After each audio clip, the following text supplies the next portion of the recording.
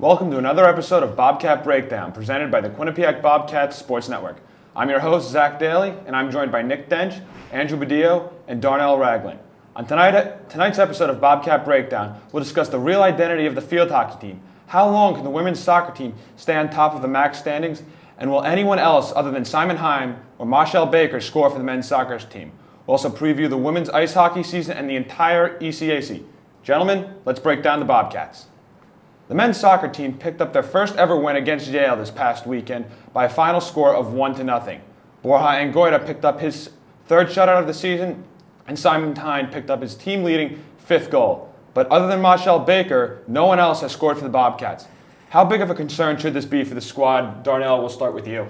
It's hard to say. It's really tough this season. There's still 12 games left, but just going off of that, the team has scored 7 goals, and 5 with Hine and 2 in Baker. But they need to really work on scoring more. I would say if they get more ball movement going, and just keep attacking. Maybe someone like an upperclassman can step up in Ola Ogunjobi. So I say definitely somebody will score eventually. So Andrew, how big of a concern is this to you for the men's soccer team? I feel like it's a big concern, quite honestly.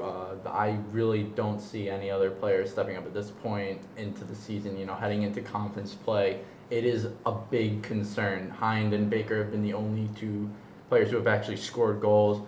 You got James Doig, Justin Ward, and Rafael Carvalho, who have shown signs of getting involved in the offense but haven't really finished.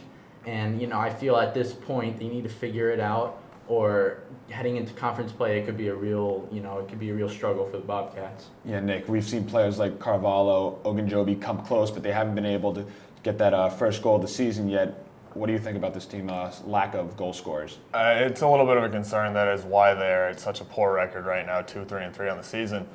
But you got to like how some of the freshmen, Carvalho and Doig specifically, have really sparked the team in other ways. They're keeping the scoring against them down, which is always a positive. So once they start finding a scoring stride, they should be a little better off in the season, but it's just a matter of who's going to get that goal, when are they going to get it, and how quickly can they get it into conference play, because if they can't score in conference play, come playoff time, they're going to have a much more difficult time playing a worse team in the conference. Yeah, this offense does seem to be gelling. Like I said, we have seen flashes of brilliance from players other than Marshall Baker and Simon Heim, but it just seems like the final touch isn't there yet. Who do you think is going to be the player that is going to be able to put this Bobcats offense over the top? Other than Marshall Baker? Other than those 2, yeah. Ola Ogunjobi, I feel like he has the best chance of doing that. He's an upperclassman. He's a veteran. So he's a really good player to look at. Now, Nick, I want to go to you to follow up on that, because you've watched this team for 3 years. You've watched Ogunjobi for the past 2. Do you think it's him, or do you think it's going to be somebody else? I think it could be Ogunjobi. He is that different change of pace. He's not as fast as the rest of the Bobcats team, but he's much stronger on the ball. He's much stronger on the balls in the air, which is a positive thing for this team. So he can use his strength. I don't think it will be him who scores the first one. I think it's either going to be Carvalho, Doig, or Ryan Scheiderman, who we haven't mentioned yet. He's looked really good when he's on the field. He's strong. He's usually the first or second forward off the bench. So he's a guy who gets a lot more playing time than people may think if they don't watch the games. But Scheiderman, even Ward, they have good shots. It's just a matter of putting it past the defenders and keeping it low enough under that 8-foot crossbar. Andrew? I really like Justin Ward. I feel like there were a few games going against Holy Cross. He had 2 excellent opportunities to score. He had one nullified. He had one goal. He had one goaling opportunity nullified by offsides, and he had another great opportunity. The goalie made an incredible save. But I think Ward. It could be any of them. Ward, Carvalho, Ogunjobi, Scheiderman. It could be really any. But at the same time, the team has struggled all year. Heading into conference play, they need to figure it out right now. Now, how long do you think that the men's soccer team can continue to rely on that back line and Angoita before it gets them, especially moving forward to conference play? Nick? I don't think they can rely on them too much longer. They're going to have to start finding somebody outside of of Baker and of Hind. They're going to need some sort of spark. You've got to hope, if you're the Bobcats, that you get somebody outside of those 2 to score against Iona this weekend. That's going to be a huge thing. If you can get one of them, if you can get somebody to score outside of that right away in conference play, it's going to be a huge confidence boost for this whole team. And, even somebody from the back could get it in. Toby Ash has really looked good coming forward on those corner kicks. It's just a matter of somebody finding a scoring touch, even if it's just for one goal to pump the team up a little bit. Andrew? Yeah, I mean, I feel like the back line could support a little bit more. Obviously, they've been struggling all year, the offense, with Baker and Hine only having the only goals. But, I mean, anybody, like Toby Esch looking good off those corner kicks, stepping up, any extra, the midfielders getting involved. Really, it's by scoring by committee. Everyone needs to get involved in order for them to score, as it's been a struggle all year. All right, Darnell, bring us home on men's soccer. Yeah, definitely. Just going off what both of them said, like somebody needs to score. Definitely, somebody needs to just come up and step up, whoever it can be. James Doig, it has to be somebody other than Marshall Baker and Hine to definitely get this soccer team back on track. All right, well, changing our focus from the men's team to the women's soccer team, Coach Dave Clark and his squad have yet to lose a game in MAC play and currently sit in first place with 7 points. And for a team that didn't see much offense in non-conference play, they have scored 6 goals in their last 3 games. Not only that, they have had 5 different goal scorers on those 6 goals. So, Dench, we'll start with you on this one. How long can the women's team stay at the top of the MAC standings? I'd actually be a little surprised if it was more than 2 weeks. This is a team who you mentioned really hasn't scored that much outside of conference play, but you look at the teams they've played in conference play, and that's the bottom half of the conference. Once they start playing teams like Monmouth and Manhattan, it's going to be a much more difficult time for them to stay with the competition, with the limited scoring they've had. They've had 8 goals in 8 games. So that's something you've got to look at. And 6 of them, yes, in conference play. One of them's on a penalty kick that was, I guess you could say, a generous call. So you got to think that they have to step it up another level if they want to stay up there.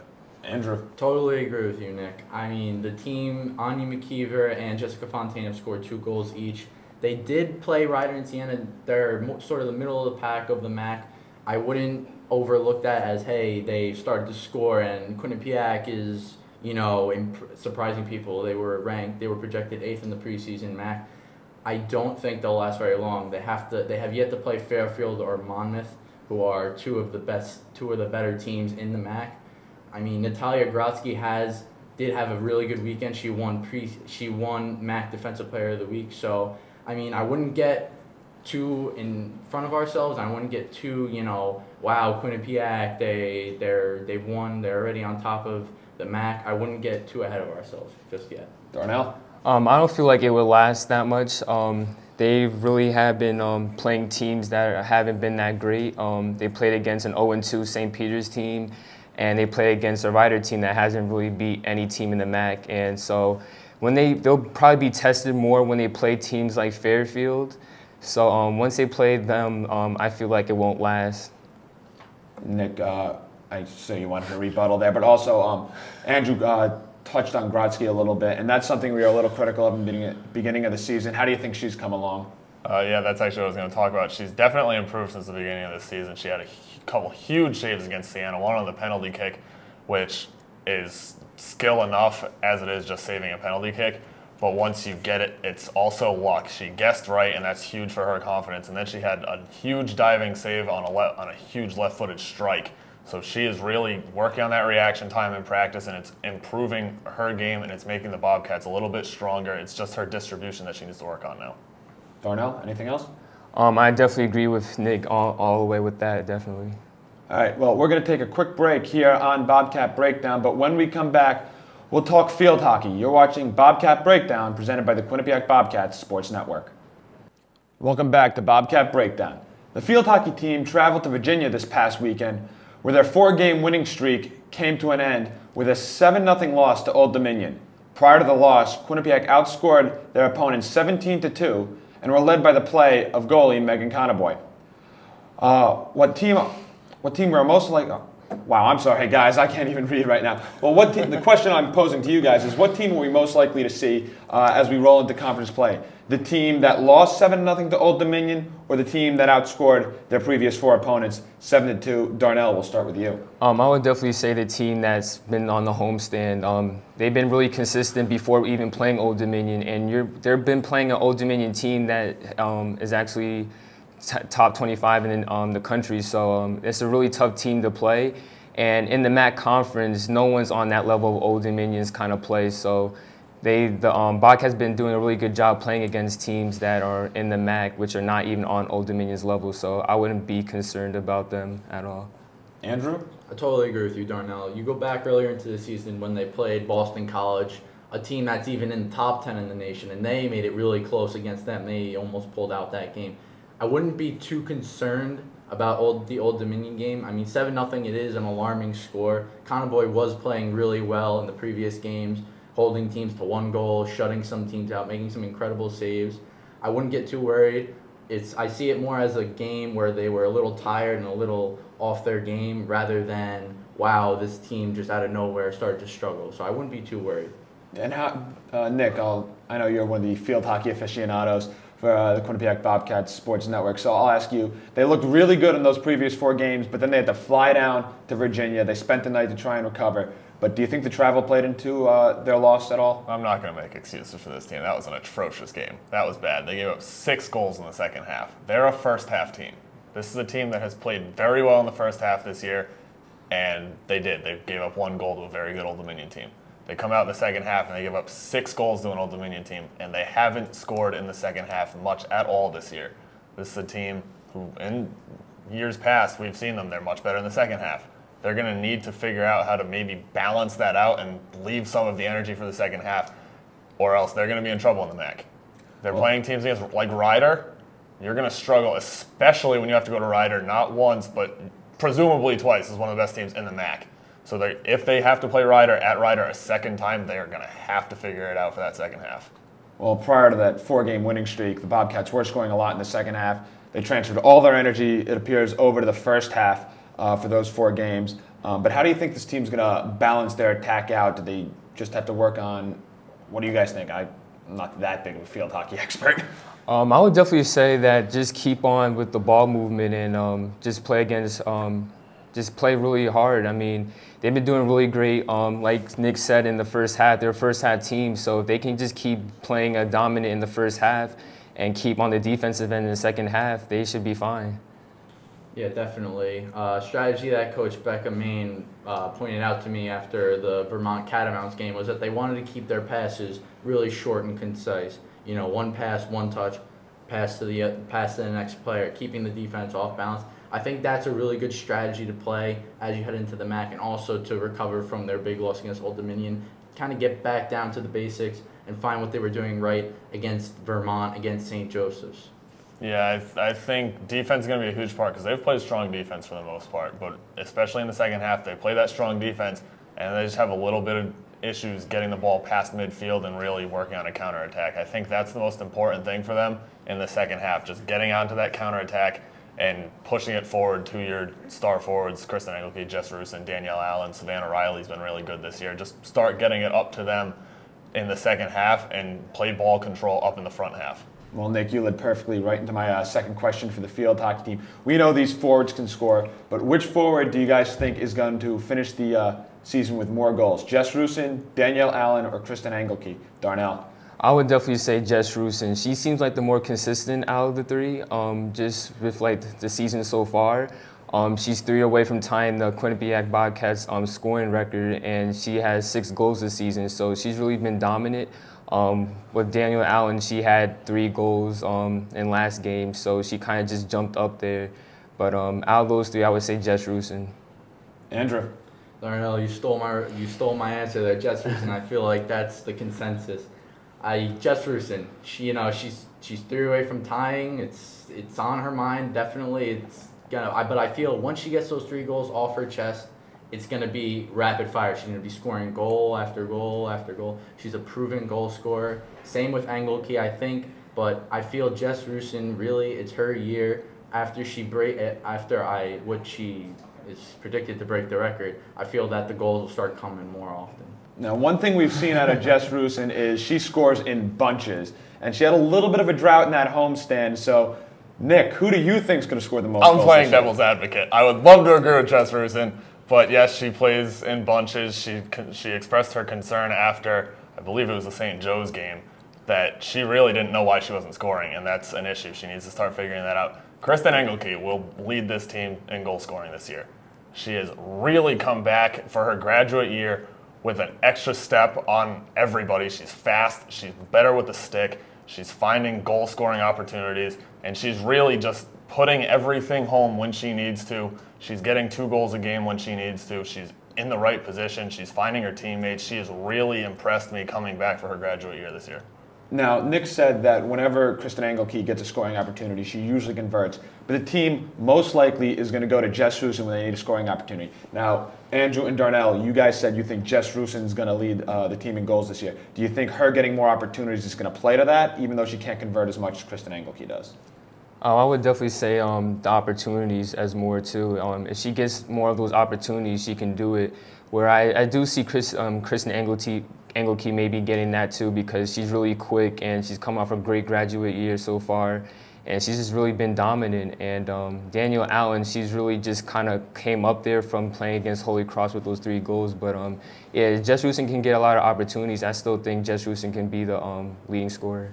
Andrew? Yeah, Rusin and Allen not Rusin and Allen, rather Rusin and Engelke.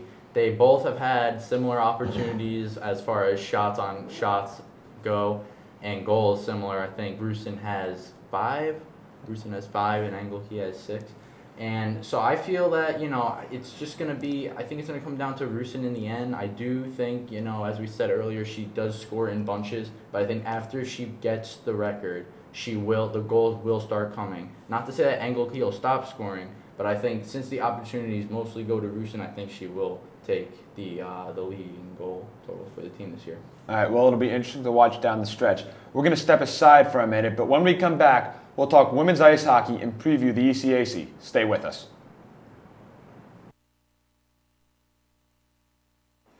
Welcome back to Bobcat Breakdown. The women's ice hockey season starts this weekend. The Bobcats start their season on the road as they travel to St. Cloud State for 2 games. Now, guys, how do you see the ECAC shaping up this year? Andrew, who do you have as your top team and why? My top team is going to be Clarkson University this year. They're returning a lot of the players they had last year. We're going to start with Jamie Lee Rattray, the senior forward. She was 14th in D1 scoring last year, had 22 goals, 30 assists, 52 points. She's a big power forward. She's only getting better. Also, you have sophomore defenseman Erin Ambrose, who is an absolute force. They played RIT over the weekend in their first game of the season. 3 goals and 2 assists for a defenseman. That's incredible. I know RIT isn't the best team, but it's a defenseman scoring 3 goals, 5 points. That's really impressive. And lastly, their goalie Erica Howe. She's returning for her senior year, 1.73 goals against average, 27-10 record last year. This team is stacked. I feel like they're just going to take the ECAC by the throat this year, and it's going to be really tough for teams like Cornell, Quinnipiac, and Harvard to really compete. Now, Darnell, do you also have Clarkson at number 1? I don't. I have Cornell, and I'm just sticking with this season from last season. Cornell's been really dominant last season, and I don't see them actually going down at all. Cornell, they only lost 3 seniors in Lauren Rushu and Laura Fertino and Ann Moley, so they're really good at just being dominant too. And they only lost 3 seniors, and they had 3 new seniors that have really been good too. So I don't see them being a lower team than number 1 this season. Nick, who do you have at number 1? I got Clarkson. Clarkson's such a strong team, as Andrew mentioned. They scored 12 goals against RIT, 10 different goal scorers, and the other one obviously Erin Ambrose, who had 3 goals. That's insane. Ambrose 36 points as a freshman defender last year. So you got to think she's just going to keep improving, especially with some of the players in the league going to their national teams, Canada, United States, even Sweden with Erica Uden Johansson for the Bobcats. But this is a very strong team. Erica Howe is huge back in net. She's one of the best ECAC goalies the past couple of years. And don't forget their captain, Carly Mercer. She is a great leader for that team. She also knows how to put the puck in the net. And then you have her sister who's coming in also, who scored a goal. So this is a very balanced team. They know how to score and they know how to defend. It's going to be a very tough team to beat this year. All right, Darnell, where do you have Clarkson? Clarkson, I have number 2. They should make some noise this season. They have Mercer and Rattray, which are really good in the offensive end. So they're really doing good with that. So on the defensive end, they have 2 great goalies too. So they have a really balanced attack with the offensive and the defensive end too. But I still have them at number 2 because I feel Cornell is just a little bit more stronger. Andrew, where do you have Cornell? I have Cornell too. I disagree totally with Darnell as their number one. I don't see how they can overcome Clarkson. They lost their best. It's kind of up in the air. Their best player, Brianne Jenner, she's in camp for the national team, and nobody really knows if she's going to be in camp playing for Cornell. It's up in the air at this point, which is why I put them at 2. Even you could put them at 3. Harvard and Quinnipiac, I kind of have battling for the 3-4 position. But I totally see Clarkson as the 1, Cornell as a risky 2, Quinnipiac and Harvard 3 and 4. And Nick, where do you have Cornell? I have Cornell as a hard 2. Cornell, obviously losing those three seniors, and Brianne Jenner, who is just a force up front. She had 70 points last year for Cornell, so I can't see her not making Team Canada. She's that good.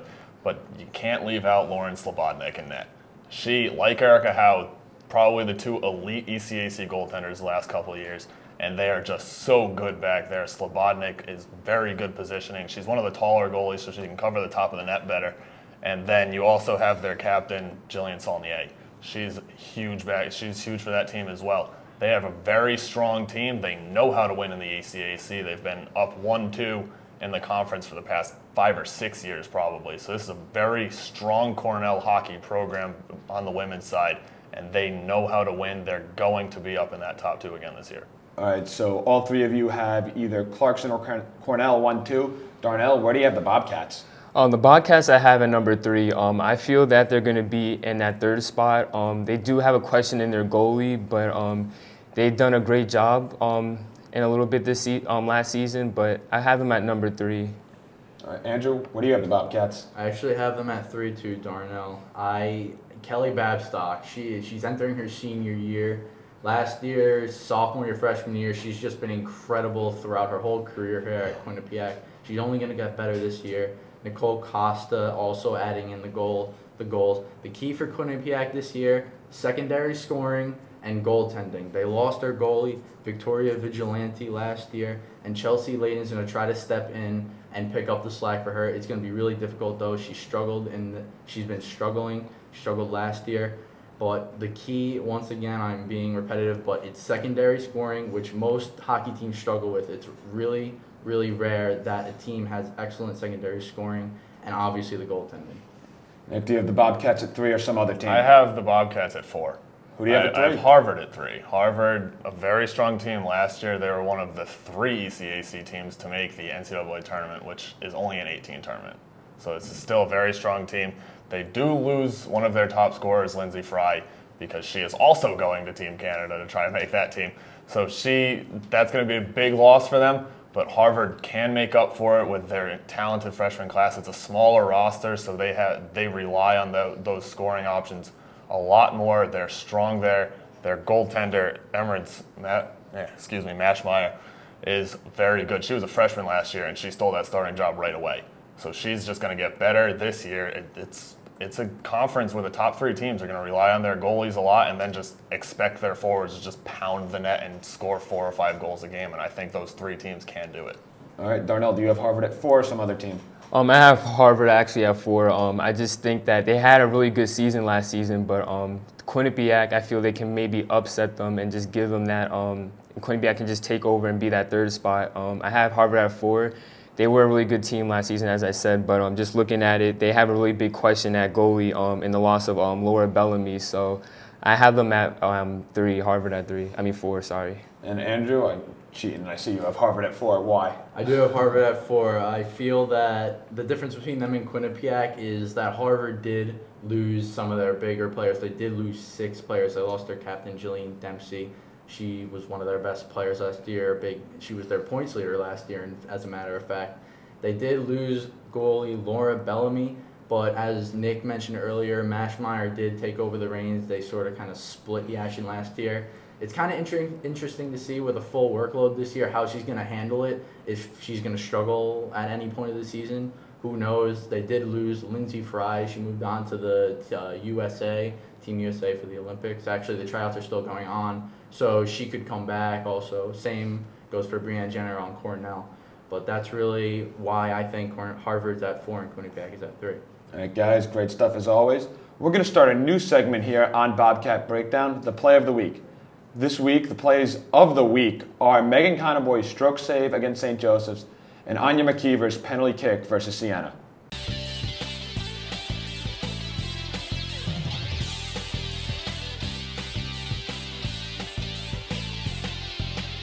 Now, guys, if you had to pick one play to be the play of the week, what would it be, Darnell? I would definitely say Daniel Allen's second career hat trick. I wouldn't say exact play, but just going off of that, I just feel like her second career hat trick was really great, and that she's really been dominant in that game, scoring those 3 goals, and she was really good in that Holy Cross game. So Daniel Allen, I would say it would be the play of the week. Andrew, play of the week. I'm going to go with the penalty kick. Penalty kicks, they're really important, and I feel that was just a big moment in the game for the Bobcats. And Nick, your play of the week. Meg Conboy's stroke save. It's an 8-yard shot. It's a guess. As a goalie, you're not expected to make that. As a shooter, Anya McKeever is expected to make that penalty shot, and that really turned the momentum for both teams. But I think a stroke save is a lot more important in a 1-0 game when you're not expected to make that save. All right, well, that's going to do it for us here on Bobcat Breakdown. But we want to hear from you. Tweet us your questions, and we'll answer the best one on air next week. Send us your questions via Twitter by tweeting at QBSN. And don't forget to follow Q30 Sports on Twitter as well, at Q30 Sports. For all the talent and all the crew behind the cameras, I'm Zack Daly. Thanks for joining us. We'll see you next week.